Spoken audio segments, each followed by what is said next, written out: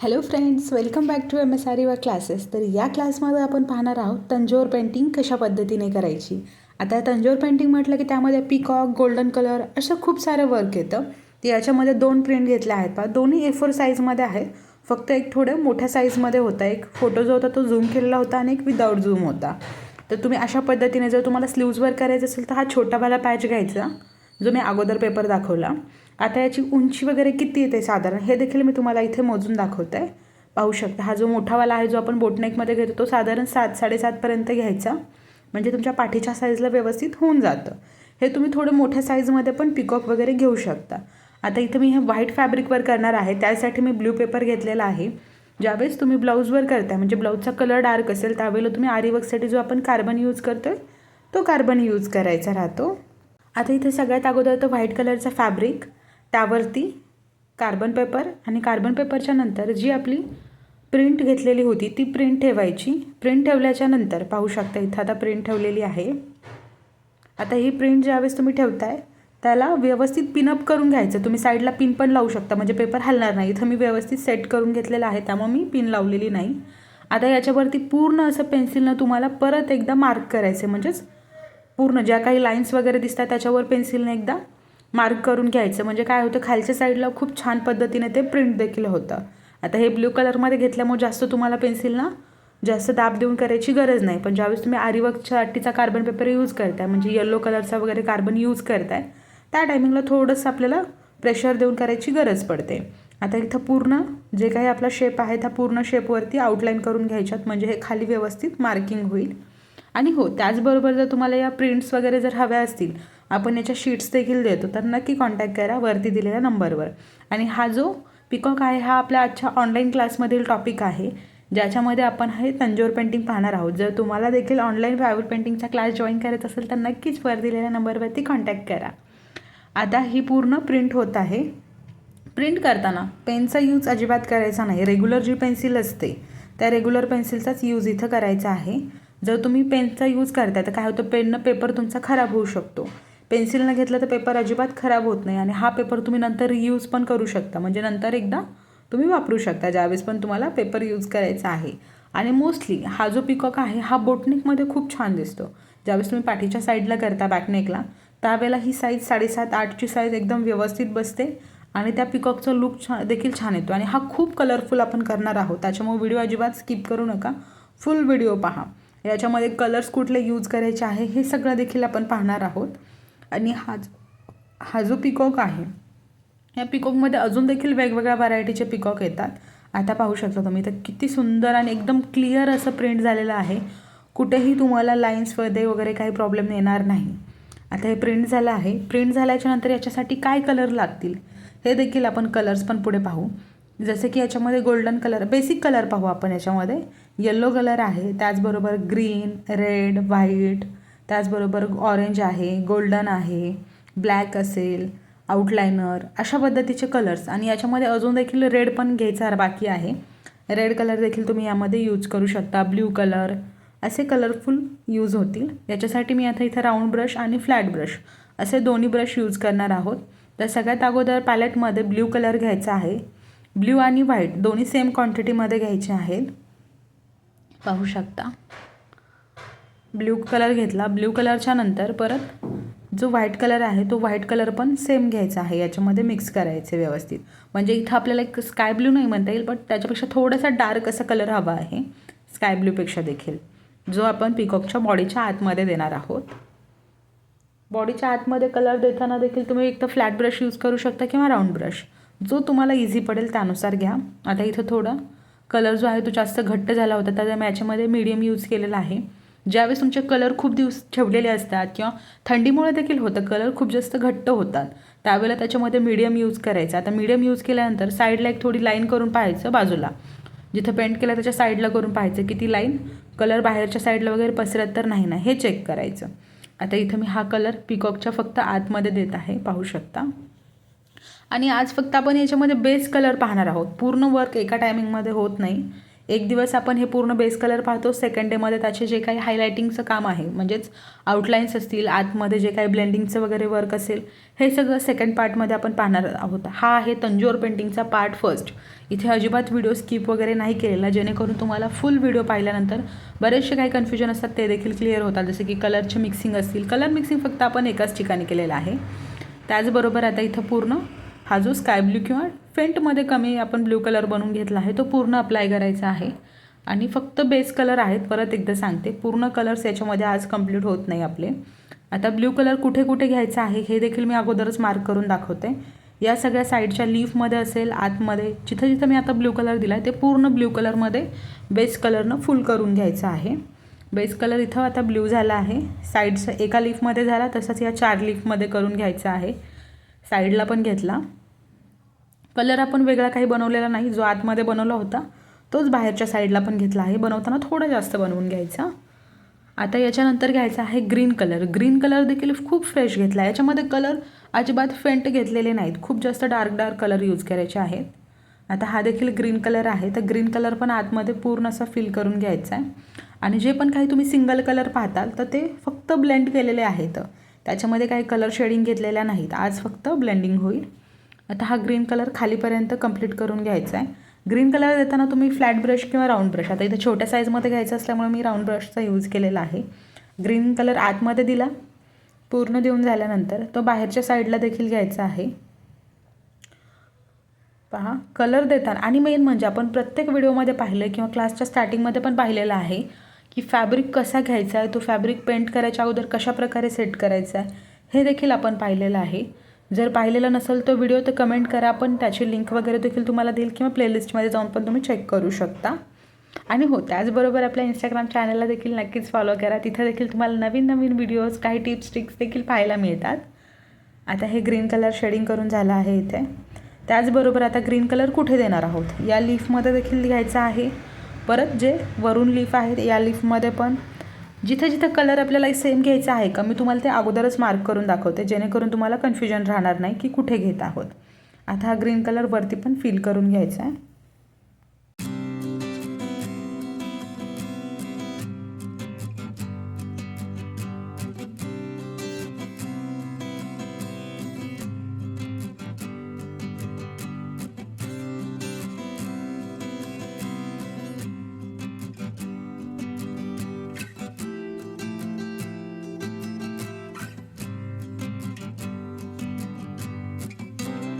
Green नंतर orange colour देखील fresh असा ऑरेंज कलर घेतला आहे, पाहू शकता.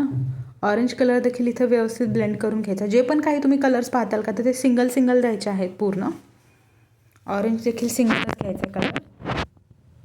आणि हो, प्रत्येक वेळेस मी इथं ब्रश चेंज करत म्हणजेच वॉश करून घेत आहे. कपड्याला नंतर क्लीन करून म्हणजेच पुसून घ्यायचं, त्याच्यामध्ये जे काही एक्स्ट्राचं पाणी असेल असं तुम्हाला प्रत्येक वेळेला ब्रशला धुवून घ्यायचं आहे. आता काय झालं, ऑरेंज झाला. ऑरेंज नंतर आहे पिंक कलर. डार्क असा पिंक कलर यूज करायचा आहे. पिंक कलर देताना हा आपण खाली सर्कलमध्ये देतो छोट्या साईजमध्ये, त्यामुळे इथे मी राऊंड ब्रश यूज केला आहे. राऊंड ब्रशनं हा पूर्ण पिंक कलर घ्यायचा आहे.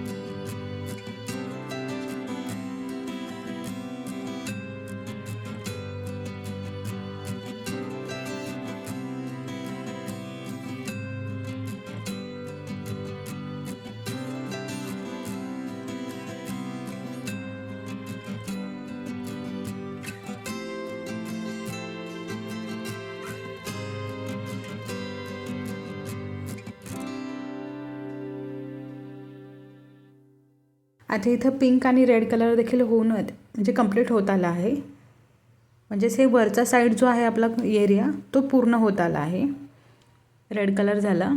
आता रेड कलरच्या नंतर येतो तो म्हणजेच खालच्या साईडला पण तोच रेड कलर घ्यायचा आहे.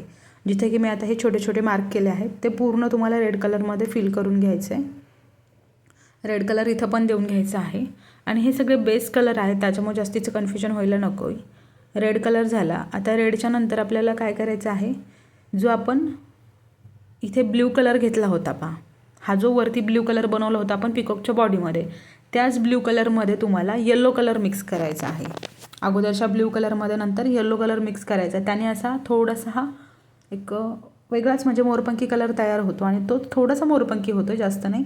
तो कलर इथं खालच्या हाफ सर्कलमध्ये देऊन घ्यायचा आहे. पूर्ण जितका आपला ब्ल्यू कलर होता त्याच ब्ल्यू कलरमध्ये येलो मिक्स करायचा आहे. येलो मिक्स झाला म्हणजे होतं काय की कलर खूप छान असा ब्लेंड होतो आणि कलर देखील एक नवीन तयार होतो. ज्यावेळेस पण तुम्हाला असं काही मोरपंखी वगैरे कलर तयार करायचा असेल त्यावेळेला ब्ल्यू कलरमध्ये येलो कलर मिक्स करायचा म्हणजे हा कलर तुमचा रेडी होतो.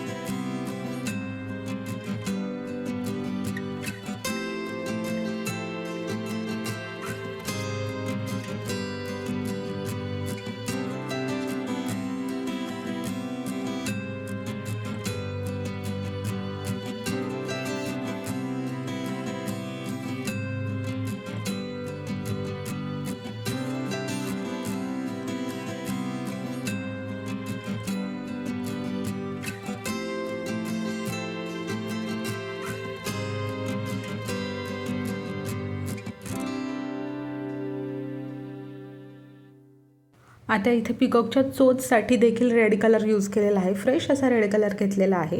याच्यामध्ये देखील मिक्सचर नाही केलेलं. तुम्ही इथं रेडच्या जागेवर थोडासा रेडमध्ये व्हाईट मिक्स करून देखील घेऊ शकता.